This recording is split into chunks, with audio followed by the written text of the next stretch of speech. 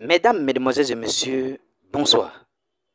Ce jeune sur cet écran donne la vraie version de la disparition d'Alexandra, la jeune étudiante congolaise vivant au Canada.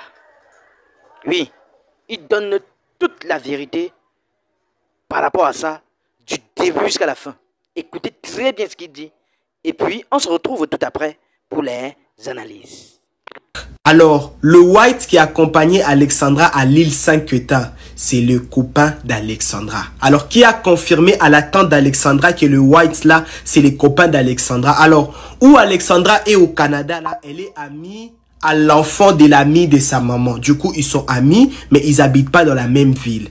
Et la fille confirme qu'un jour, la fille s'appelle Lise. Elle confirme qu'un jour, Alexandra, elle, son copain, et puis le copain de Lise sont partis aussi à l'île Saint-Quentin. Donc, cette plage. C'est où Alexandra a présenté à Lise le White comme son copain. Donc l'amour.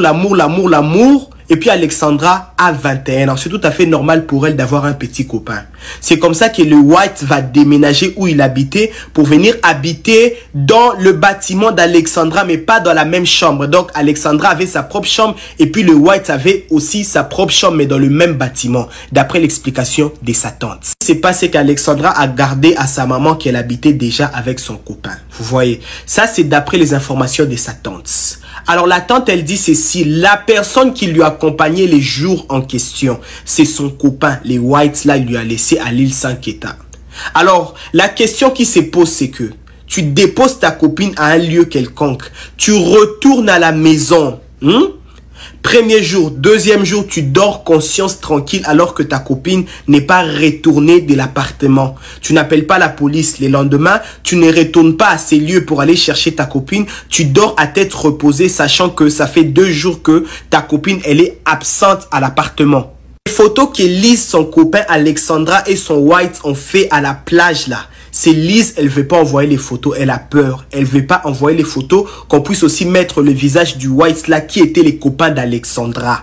Donc, c'est lui la dernière personne à avoir vu Alexandra. Il lui a déposé à un lieu quelconque. Il est retourné à la maison 2 jours. Pas de nouvelles d'Alexandra. Il n'a pas contacté la police. Il n'a pas essayé de contacter Louane. Aucune personne, tête reposée comme si de rien n'était. Maintenant, sur mon Snap, j'ai affiché les enregistrements où je dispute avec sa tante. Il y a plein de Kambwanza embêtés. Dieu n'a pas encore décidé. On peut encore retrouver Alexandra en vie au nom puissant de Jésus-Christ. Alors, il y a une très bonne nouvelle. C'est pas confirmé, ça peut être fake, mais ça nous apaise quand même.